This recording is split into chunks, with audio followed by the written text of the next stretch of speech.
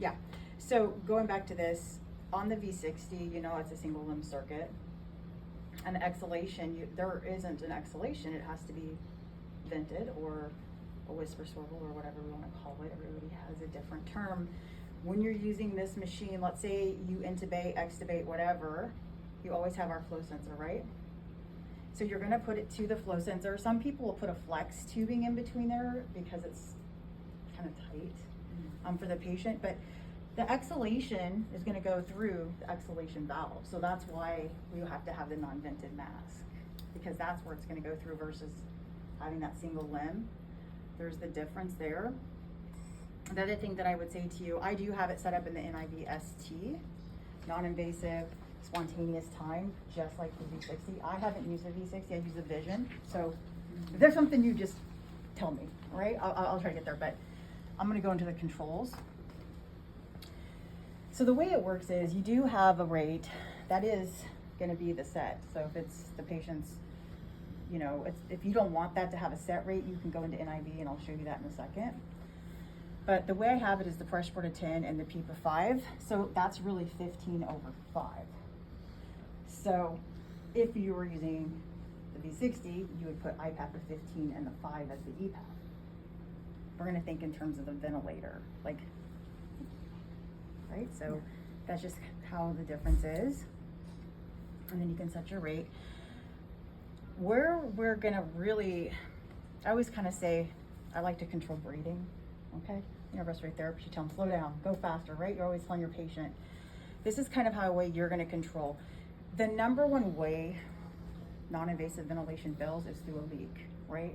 The mask, they don't have teeth, they have a beard, whatever. They're moving a lot, you're not in the room. The way that you're gonna compensate or change for the leak is your ETS, your expiratory trigger sensitivity. It's kind of a silly name. It just showed up on ventilators in like 2000s and it's just worthless. Basically, and I sent that little PowerPoint, but it's what flow cycles off the breath. So let's say the patient has an enormous leak and you've gone in the room and all you hear is like a wind tunnel. And the patient's like, oh, get out of here. That's the way you guys are gonna tell the machine, look, I want you to terminate at this peak inspiratory flow percent to end the breath. The higher my ETS number, 40, is where we like to start, 35 or 40, the quicker the breath will end. So if you have such an enormous leak, you're gonna go up on that number. If you go too high, now you're gonna terminate I time and you're not gonna have, your patient's gonna be short of breath. So it's a sweet spot. We always say 35 to 40 is a good starting point. And on the PowerPoint, you'll see, I believe on the flow time scaler, the way it looks and what your peak flow would be and how it would change based on what you changed your ETS. So I think sometimes it's easier when you see it versus me just talking about it. The next thing is, if my flow doesn't cycle off with ETS, I time max. Sort of like a little safety net. So the leak is so big that it doesn't catch it with the flow cycle. Now I'm gonna time the breath out, okay? So what we do is we try to set the I time max. If you go into the monitored section, you could look at their spontaneous I time and then set that a little bit above it. So flow cycle off, time cycle. Just another safety net to make it more comfortable for the patient so you're more successful. Make sense? Mm-hmm. Okay, so number one things, just remember total pressure, flow cycle, time cycle. The ramp, I don't know where you guys usually keep your ramp at or look at, but a lot of them, I think it defaults at 50 on the ventilator.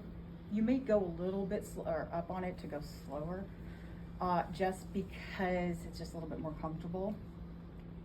Also, the PowerPoint shows some graphics on, I think 100, 50, and 0 milliseconds, and what that looks like. Make sense so far? Mm-hmm. Okay. If you wanted to just go to NIV, and you go like, I want straight CPAP, because in NIV ST, you can't make it a 0, just straight CPAP. So you can over here. So if I can take this down clear to 0, now we're straight CPAP.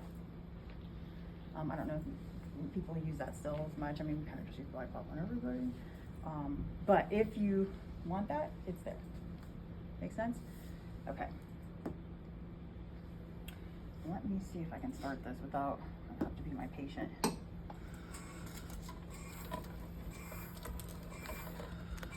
So you know how it always has a little flow of gas. If you like were to pop the hood off of this, it's kind of fun. There's like a little, it looks like a bowl. It's a mixing chamber of all the gases. So whenever you start, it'll start mixing the gases. And so, or when you change the FiO tube, you notice they go shh, shh. That's what that sound is. Okay.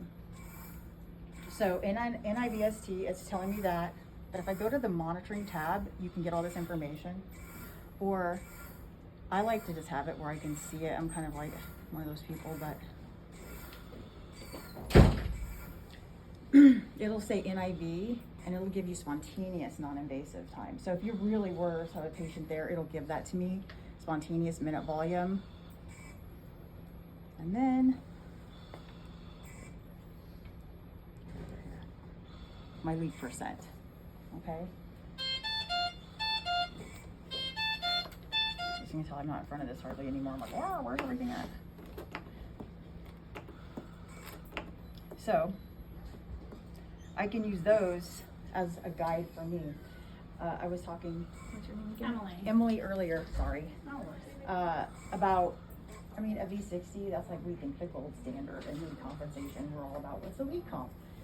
This isn't going to be as high, but I do have, like, I used to have Southern California Rady Children's. They like use it on everybody non-invasively, Heliox, continuous aerogen, and they do really well with it.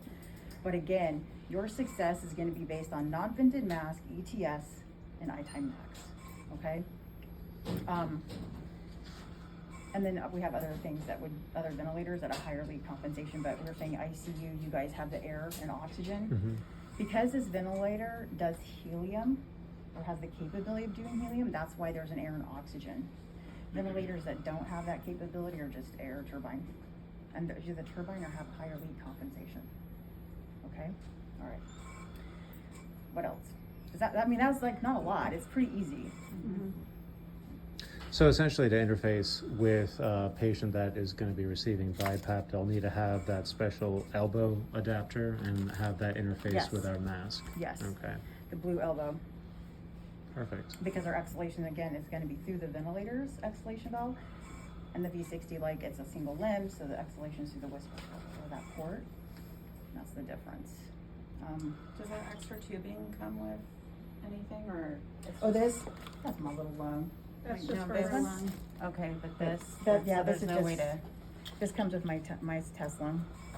Yeah, it is nice. I like that. It is nice. I know, we're always looking for stuff. Yeah, no, but I have seen that people do use, you know, some corrugated tubing just to Yeah. give some flexibility Right. because it's so tight on that. Right. Mm-hmm. With And that people, blue. mhm. Yeah. But it's not hard. It's just we're used to the V60 and it's gonna automatically do the flow cycle, time cycling for you. So the ventilators, I mean, we try to make the ventilator where you guys basically, it's like dissecting a breath in some way. So it's gonna be a little bit more work on some level because it's a ventilator. So you start 35, 40, and then your eye time, and then you're coming back and checking your leak, and then you're making adjustments. Yep. Going up on percentage of ETS and down on eye time. If Or their eye however. time isn't changed yet.